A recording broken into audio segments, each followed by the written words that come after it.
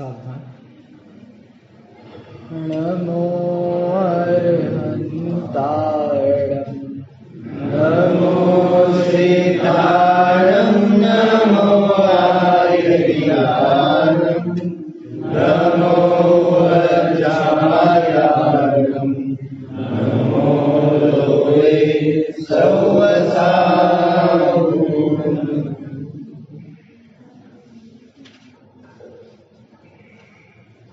अरिहंत सिद्ध सूरि ओवध्याय साधु सर्व अर्थ के प्रकाशी मांगलिक उपकारी है।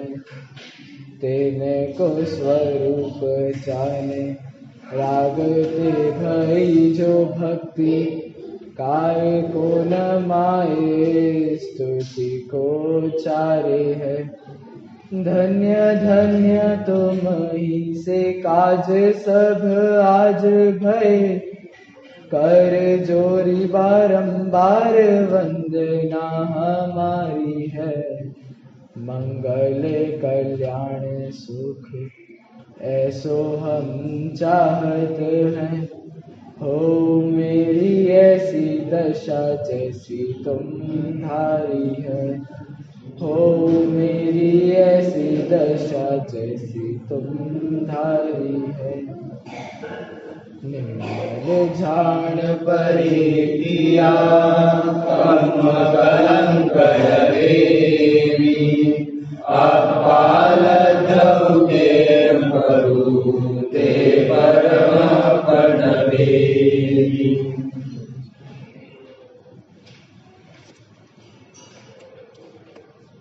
कल हमारी चर्चा चली थी 5वें श्लोक।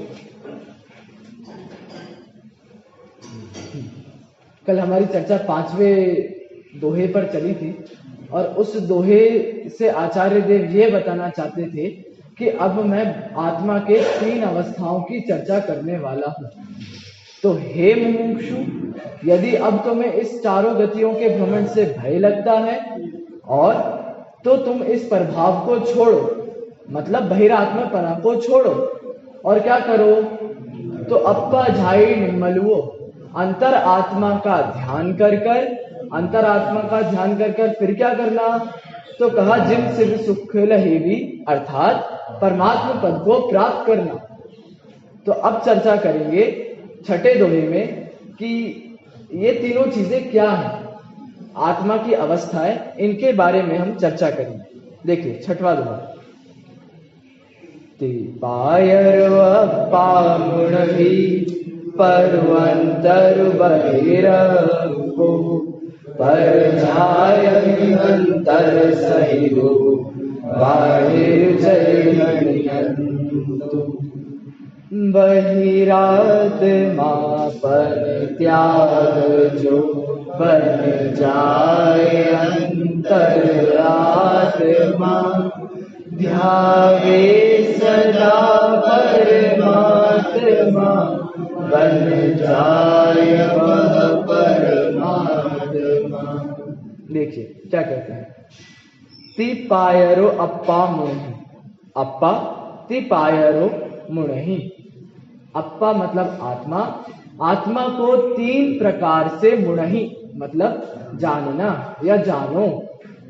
कैसे कैसे 3 प्रकार, तो परु, अंतरु और बहिरप्पु।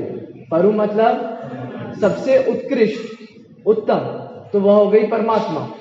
अंतरु मतलब अंतरात्मा और बहिरप्पु मतलब बहिरात्मा।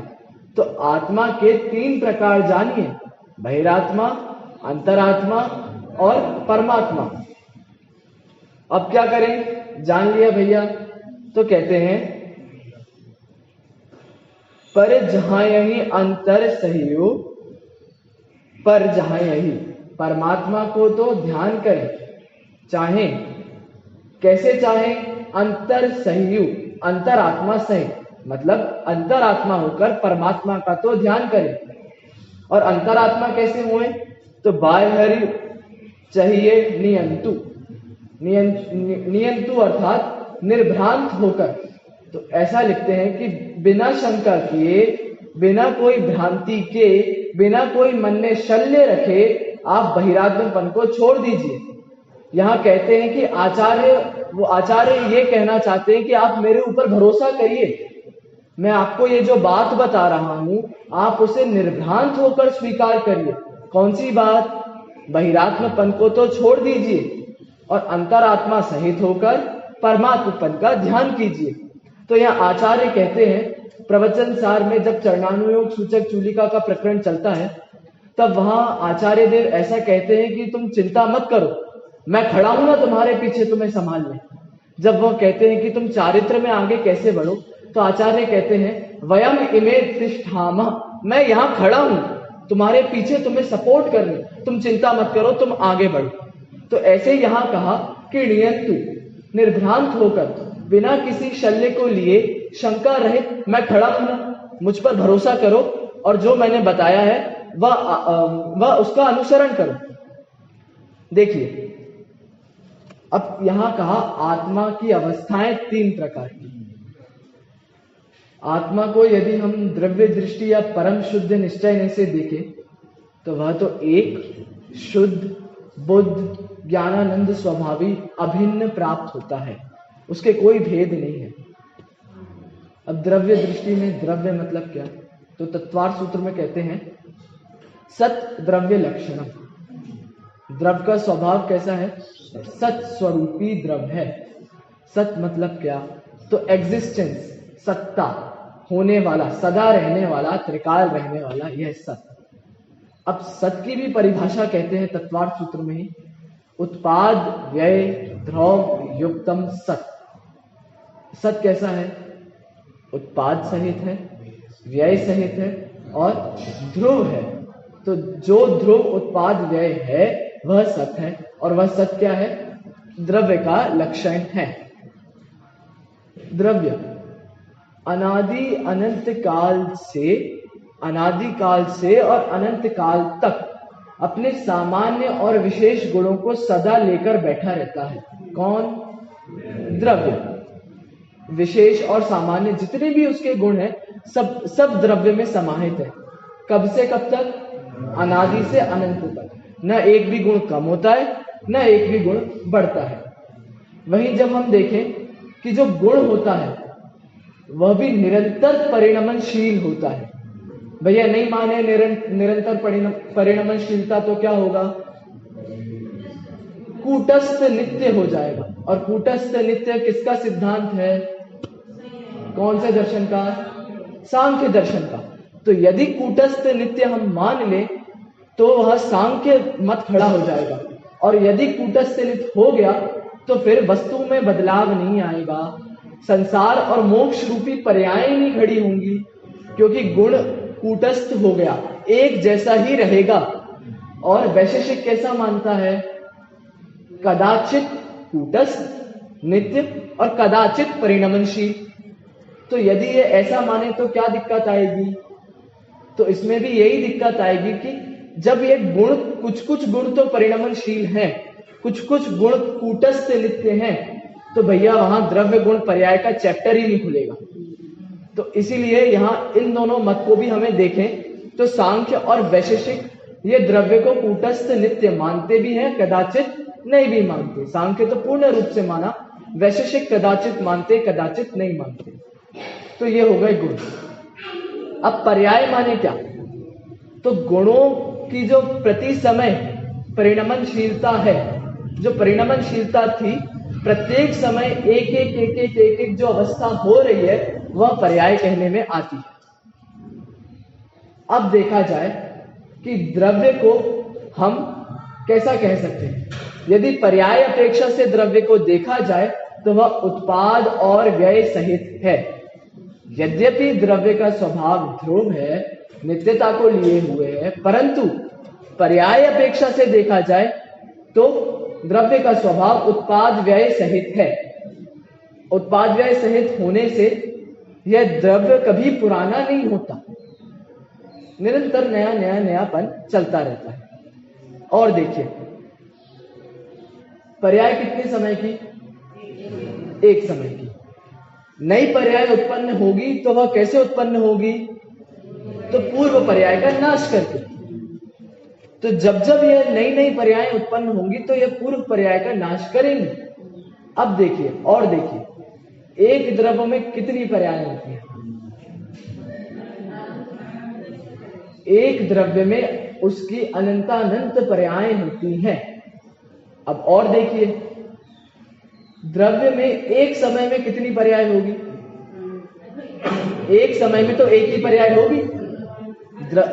द्रव्य में अनंतानंत पर्याय होती हैं, परंतु एक समय में एक ही पर्याय होती है। तो इसको हम कैसे कहते हैं कि यद्यपि द्रव्य में शक्ति अपेक्षा से तो उसकी अनंतानंत जितनी संभावित पर्याय हैं वह सभी होती हैं, परंतु प्रगटता की अपेक्षा से एक समय में एक ही होती है। जैसे मिट्टी लीजिए, मिट्टी में बर्तन में बदलने की या कंगन में बदलने की या स्त्री में बदलने की या गुड्डा खिलौना में बदलने की या मटके में बदलने की या प्याले में बदलने की, ऐसी अनंत अनंत शक्तियां होती हैं। उस मिट्टी में अभी संभव है इतनी पर्याय, लेकिन एक समय में कितनी पर्याय होंगी?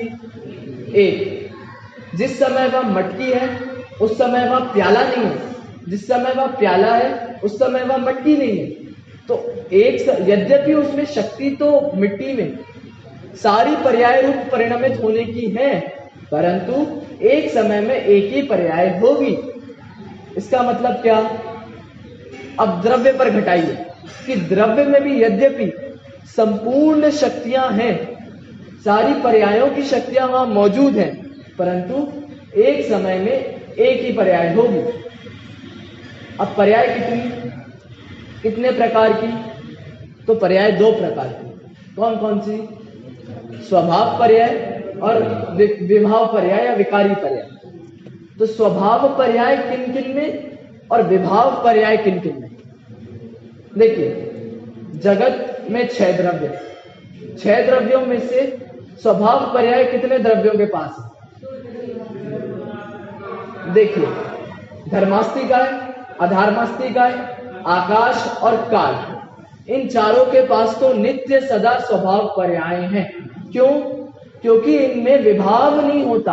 परद्रव्य के निमित्त से विकार उत्पन्न नहीं होने से इनमें सभी स्वभाव पर्याय हैं और ये बिल्कुल उदासीन रूप से पड़े रहते हैं इस जगत में, इसलिए इनमें स्वभाव पर्याय। और किसमें स्वभाव पर्याय? तो कहा सिद्धात्माओं में, सिद्ध परमात्मा में निरंतर स्वभाव पर्याय है। क्यों है? क्योंकि वहां पर पुद्गल या पर निमित्त नहीं है। सिद्ध अवस्था में कर्म का संयोग नहीं है, तो वहां विभाव होने का कोई कारण न होने से वहां सिद्ध पर्याय में स्वभाव शुद्ध पर्याय है। और किस किस में है? एक परमाणु में जहां बिल्कुल अल्प शक्ति होती है स्निग्ध और रूक्षत्व की, वहां पर भी स्वभाव पर्याय है। क्यों? क्योंकि वह जब अल्प शक्ति होती है स्निग्ध और रूक्षत्व की, तब वह बंध को प्राप्त नहीं होता। एक परमाणु दूसरे परमाणु से बंध को प्राप्त नहीं होता, इसलिए वहां भी स्वभाव पर्याय। अब विभाव पर्याय कहां कहां?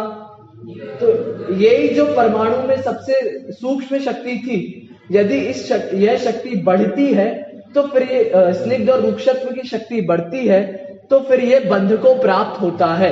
अन्य परमाणुओं से बंध को प्राप्त होता है और स्कंद का रूप लेता है, तो ये हो गई विभाव पर्याय। और कहां विभाव पर्याय? तो जीव में, माने संसारी आत्मा में। इसे कर्म का संयोग भी है और कर्म का उदय भी है, इसीलिए यहां पर विभाव पर्याय कही। और देखें पर्याय के और कितने भी, तो एक अर्थ पर्याय होती है, एक व्यंजन पर्याय होती है। अर्थ पर्याय माने क्या? देखिए, प्रदेशत्व गुण को छोड़कर अन्य बाकी जो गुण होते हैं 5 गुण, उनके विशेष परिणमन को अर्थ पर्याय कहते हैं। और व्यंजन पर्याय किसे कहते हैं?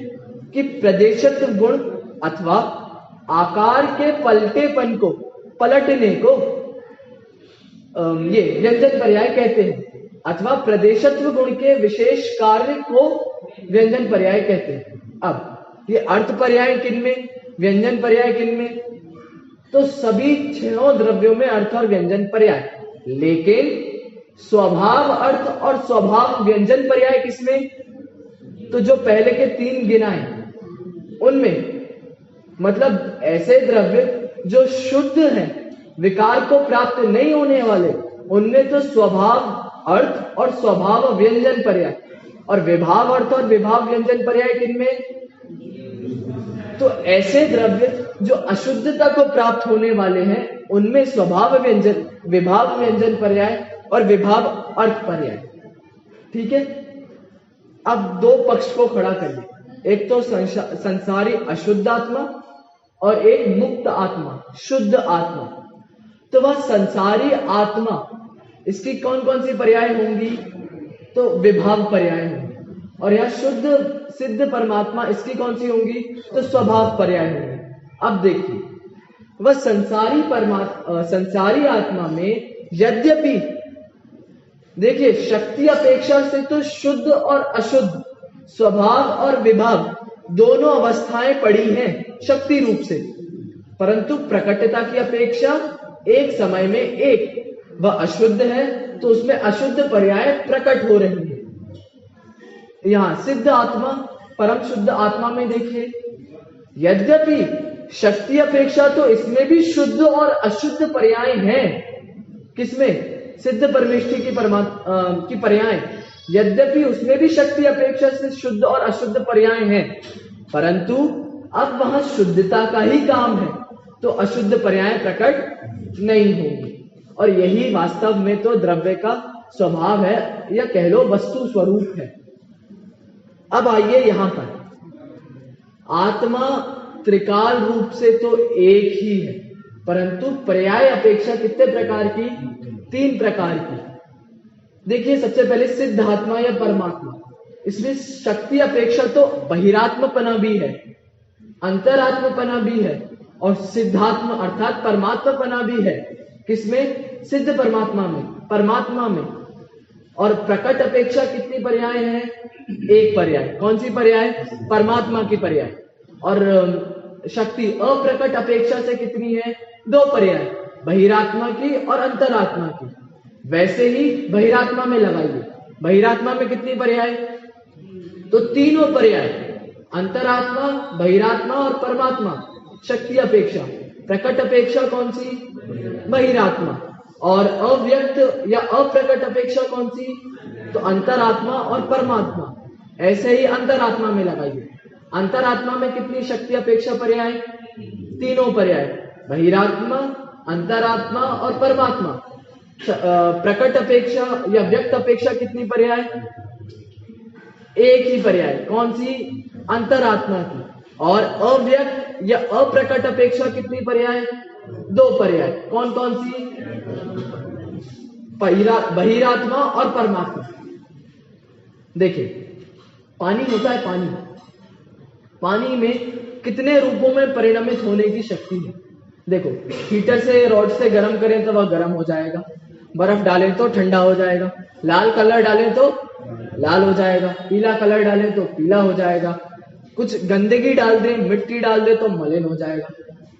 यद्यपि पानी में, एक शुद्ध निर्मल पानी में इतनी परिणतियों की शक्ति है, परंतु एक समय में एक ही। जब हम हीटर से या रॉड से पानी गर्म कर रहे होंगे तब वह पानी मलिन नहीं हो सकता, जब वह मलिन है तब वह पानी गर्म नहीं हो सकता। और जब कोई पर निमित्त की अपेक्षा नहीं रहेगी उस पानी में, तब वह पानी कैसा है?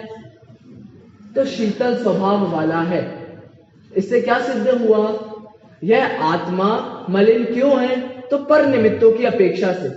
उसमें यद्यपि शक्ति तो 3 पर्यायों की है, ये तीनों में से कोई एक पर्याय प्रकट कर सकती है एक समय में। तो जब जब ये बहिरात्मपना प्रकट करती है, तब तब यहाँ पर निमित्त से मलिनता आती है। यद्यपि आत्मा द्रव्य में तो 3 पर्यायों की शक्ति है, जैसे उस पानी में थी। पानी में हर रूप में बदलने की शक्ति होती है, परंतु जब वह रॉड का संयोग पाती है तब वह गर्म होता है, और वह पानी जब मलिनता का संयोग पाता है तब वह मलिन होता है। यद्यपि उसमें सब सारी परिणतियां हैं।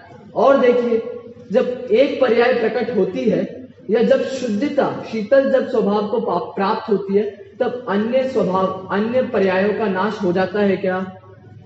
उसमें अन्य शक्तियों का नाश हो जाता है क्या जब वह अपने शुद्ध स्वभाव में रहती है? नहीं होता।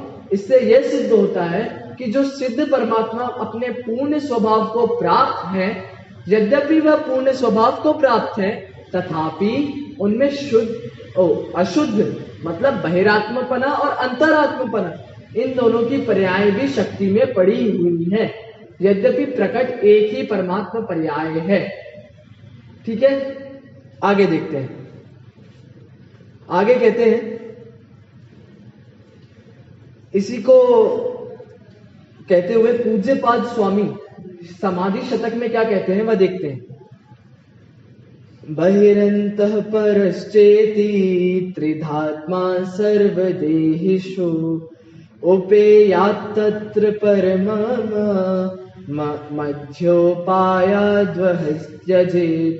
कहते हैं, देखिए, सर्वदेहिषु मतलब सारे ही देहों में, सप्तमी विभक्ति में सारे ही देहों में क्या होता है? त्रिधात्मा, तीन प्रकार की आत्माएं होती हैं। आत्मा तीन प्रकार की नहीं, आत्मा तो यद्यपि एक प्रकार की अवस्था या पर्याय अपेक्षा तीन प्रकार की। उसमें से क्या करना? तो उसमें से ये करना कि बहिरंतः परस्थिति, बहिरात्मा को तो छोड़ना, अंतरात्मा पूर्वक परमात्मा का ध्यान करना। बिल्कुल ठीक इसी तरह का भाव इन्हीं योगेंदु देव ने अपने परमात्मा प्रकाश में कहा। क्या कहा वो भी देखते हैं। अपाति विहुमुने विबहु मूढ़ौ मखेले भाऊ मुनि सन्नाणेणाणमऊ जो परमप सहाऊ। परमात्मा प्रकाश में योगेंदु देव यही कहते हैं कि आत्मा के तीन प्रकार, आत्मा में प्रकट अपेक्षा एक ही प्रकार होगा और शक्ति अपेक्षा तीनों रूप से रहेंगे।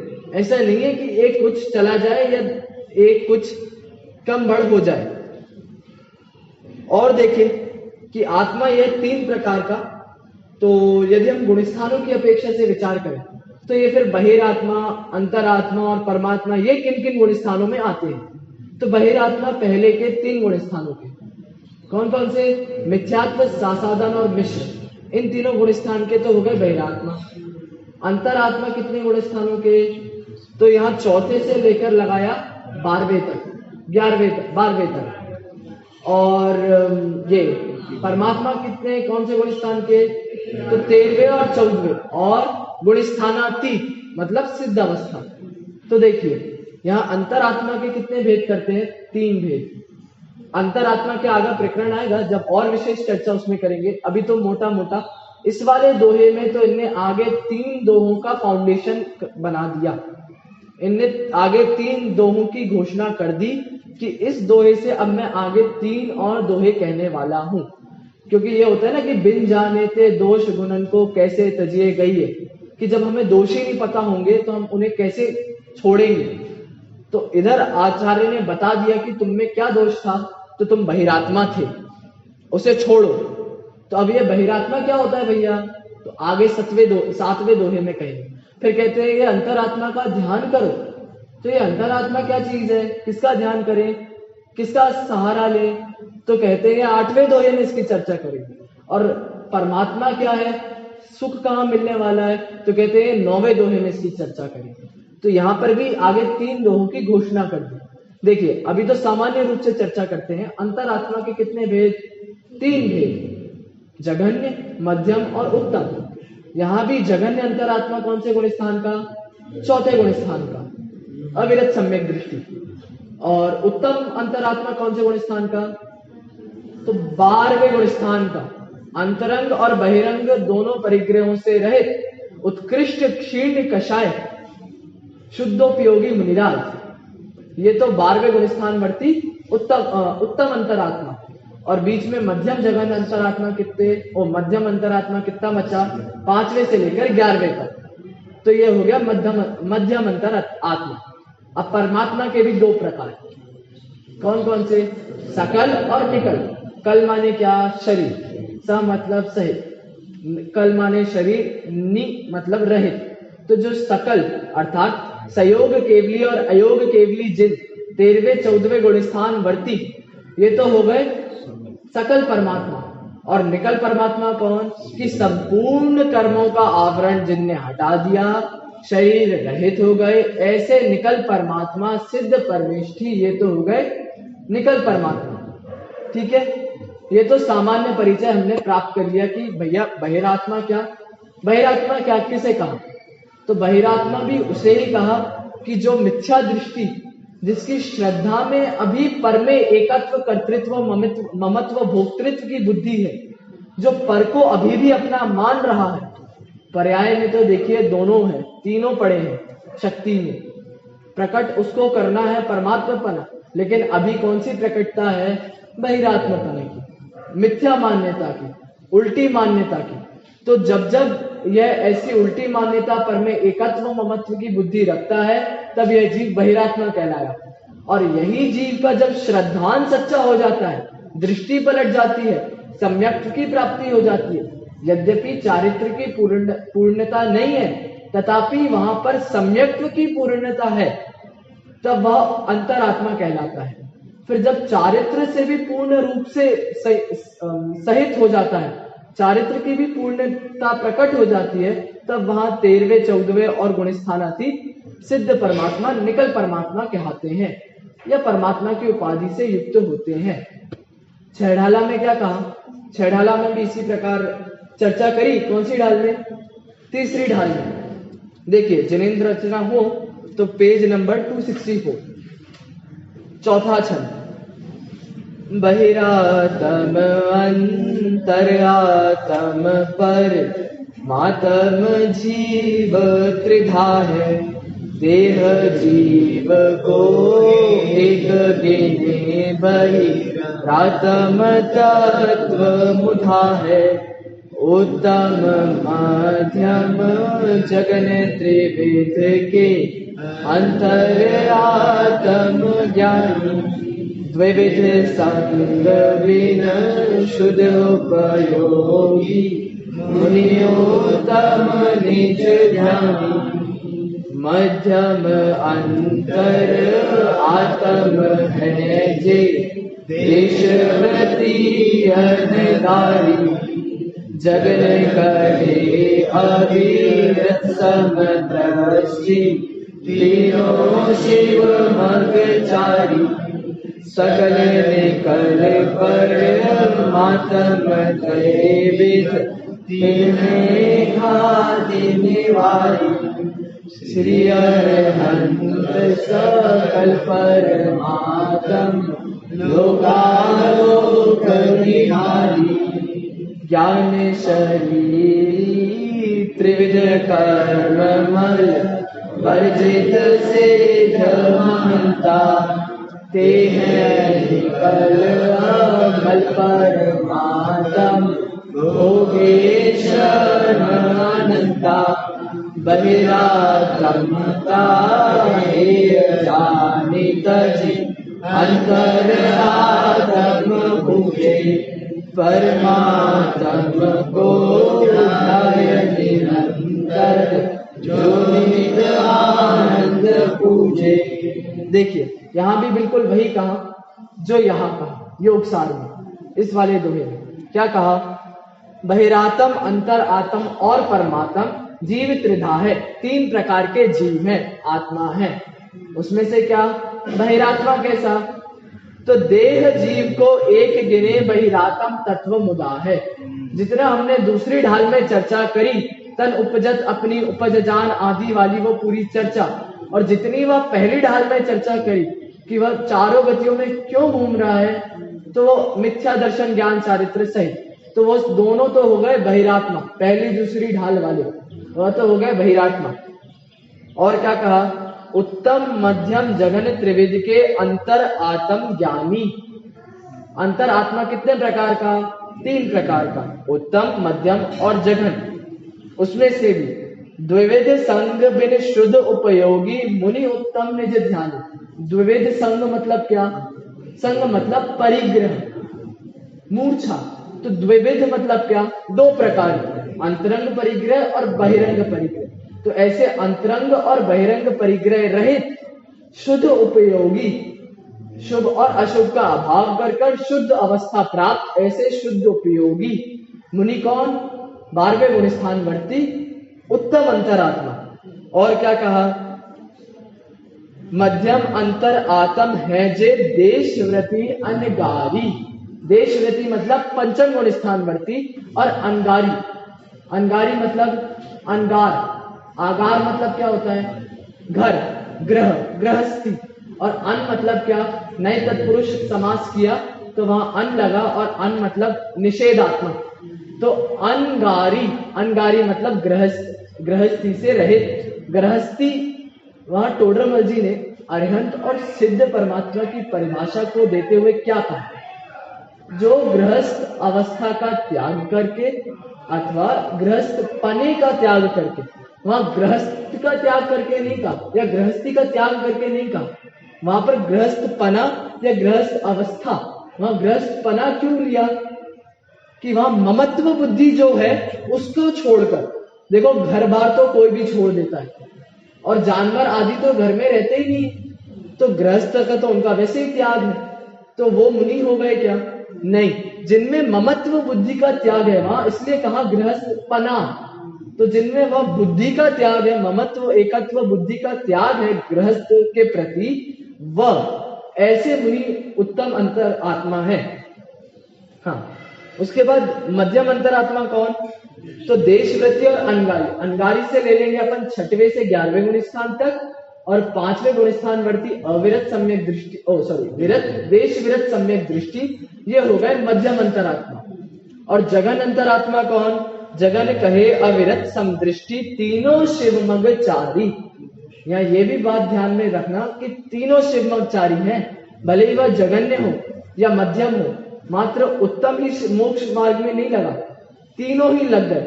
कहा है ना कि दृष्टि पलट गई, मिथ्यात्व से सम्यक्त्व हो गया, मतलब अब उसका संसार सागर अल्प है, वह मोक्ष के मार्ग में लग गया, उसे रास्ता अब सही पता चल गया कि क्या रास्ता है। इसलिए अविरत सम्यक दृष्टि भी मोक्ष मार्गी है। और देखिए, सकल निकल परमात्म द्वैविद तिनमें घाती निवारी। अब सकल और निकल ऐसे परमात्मा के द्वैविद दो भेद होते हैं, उनमें क्या? तिनमें घाती निवारी, उसमें भी जिन्होंने घातिया कर्मों का नाश कर दिया है। श्री अरहंत सकल परमात्म लोकालोक निहारी। ऐसे अरहंत परमेष्ठी सकल परमात्मा है, और वह सकल परमात्मा क्या करते हैं? तो लोकालोक निहारी, एक आत्मा को तो जानते ही है, साथ में ही लोकालोक सहज जानने में आता है। ज्ञान शरीरी त्रिविध कर्ममल वर्जित सिद्ध महंता। अब निकल परमात्मा की चर्चा। तो निकल परमात्मा कैसे? ज्ञान रूपी ही शरीर है जिनका, ऐसे ज्ञान शरीरी और त्रिविध कर्ममल, तीन प्रकार के जो द्रव्य कर्म, भाव कर्म और नो कर्म है, ऐसे मल इनका त्याग करके सिद्ध महंता, सिद्ध रूपी महंतता को प्राप्त हुए हैं। सिद्ध, सिद्ध मतलब क्या? प्रसिद्ध। प्रसिद्ध मतलब क्या? कि जिन्होंने अपनी आत्मा की सिद्धि कर ली हो, वो है सिद्ध। ते है निकल अमल परमात्म भोगे शर्म अनंता। ऐसे वह निकल परमात्मा है, अमल है। जयसेनाचार्य जी की टीका में अमल शब्द आता है। ध्रुवम मचल तो यहाँ कुंद आचार्य के वहां प्राप्त होता है, और जयसेनाचार्य जी की जब टीका प्राप्त है तो वहां पर अमल शब्द आया कि ध्रुव अमल। तो वहां अमल मतलब क्या? कि यही द्रव्य कर्म, भाव कर्म, नौ कर्म जो ऊपर मल कहे थे ना, उसी से रहे अमल परमात्मा। भोगे शर्म अनंता। शर्म मतलब क्या? तो सुख। शर्म मतलब वो शर्म वाला शर्म नहीं कि जो लोग में शर्म आ गई मुझे तो, और ऐसा वाला। शर्म मतलब सुख लिया। तो अब वह अनंत, सादी अनंत उनका सुख हो गया, अब वह अनंतों काल तक सुख भोगते रहेंगे। अब इन सबको पढ़ने से क्या लाभ है? जो बनिया होता है, बनिया वो क्या करता है? भैया प्रॉफिट कहां पर है? इतना काम कर लेंगे लेकिन हमें लाभ क्या होगा? तो आचार्य यहाँ दोहे में भी लाभ कहते हैं, और यहाँ पंडित दौलत राम जी भी लाभ कहते हैं। देखिए 2 लाइन में क्या लाभ बताया, बहिरात्मता हे जानी तजी। बहिरात्मता को कैसा जाने, हे छोड़ने योग्य। तो अब जब छोड़ने योग्य जानोगे तो क्या करोगे, छोड़ दोगे। अब फिर क्या करें, छोड़ दे तो क्या करें, अंतर आत्म भूजे, वो परभाव चयेवी, परभावों को छोड़िए तो क्या करें, पर अप्पा झायही निम्मलऊ, तो निर्मल परमात्मा का ध्यान करें। देखिए अंतर आत्म भूजे, अंतर आत्मा को प्रकट करें। अब अंतर आत्मा को प्रकट करें माने अंतर आत्मा में रुक जाना नहीं है। अंतर आत्मा डेस्टिनेशन अभी नहीं आया, वह डेस्टिनेशन नहीं है, हमारा गंतव्य नहीं है। गंतव्य तो परमात्मपना है। तो अंतर आत्मा में भी उपादेय बुद्धि न करें, भले ही वह अभी उपादेय है, लेकिन कैसा उपादेय है कि मात्र ग्रहण करने योग्य या प्रकट करने योग्य या एक देश उपादेय है। उपादेय मतलब इसे सर्वथा ग्रहण मत कर लेना, उपादेय में रहकर, इसमें रहकर अब परमात्मा पने का ध्यान करना, ये उसके लिए एक सीढ़ी है। तो सीढ़ी पर खड़े रहेंगे तो अपने गंतव्य तक पहुंचेंगे क्या, नहीं, आगे बढ़ना ही पड़ेगा। तो आगे तीसरी सीढ़ी जो गंतव्य हमारा, परमात्मा को ध्याय निरंतर, जो नित्य आनंद पूजे, ऐसे ही परमात्मा को ध्याए और अपने आनंद को पूजे। इधर भी कहा, देखिए क्या कहा, परु अंतरु बहिरप्पु। देखिए पर झायही अंतर सहयु, परमात्मा का तो ध्यान करें। कैसे ध्यान करें, अंतर सहयु, अंतर आत्मा सहित, अंतर आत्मा होकर। और अंतर आत्मा कैसे हुए, तो बाह्य चाहि नियंतु, निर्धांत होकर बाह्य का, बहिरात्मा का त्याग करें। देखिए आत्मा यद्यपि द्रव्य अपेक्षा त्रिकाल रूप से देखे तो एक ही रहने वाला है। अब पर्याय अपेक्षा से हम क्या भूल करते हैं, तो जो हमारी पर्याय अपेक्षा से भूल है वह तो हो गई बहिरात्मपना। अब यदि हम उस भूल को स्वीकार कर लें या उस भूल को समझ जाएं या उस भूल को टालने का प्रयास करें तो हम बन जाएंगे अंतरात्मा। और जब वह भूल को हम सुधार लेंगे, जब वह हम भूल से निर्भूलता को प्राप्त होंगे, निर्बंधता को प्राप्त होंगे, तब हम होंगे परमात्मा। तो हम शीघ्र ही अपनी भूल को पहले तो भूल जाने और भूल जानने के बाद भूल को टालने का प्रयास करें, अर्थात अंतरात्मा हो। और भूल को टालने के प्रयास के बाद भूल को सुधार ले। जब यह पूर्णतः भूल सुधर जाएगी तब हम परमात्मा पद को ऐसे प्राप्त करें। इसी मंगल भावना से आज की वाणी को विराम दें। ओम नमः शिवाय। 15 मिनट और बोला लेने के लिए, ठीक है, सब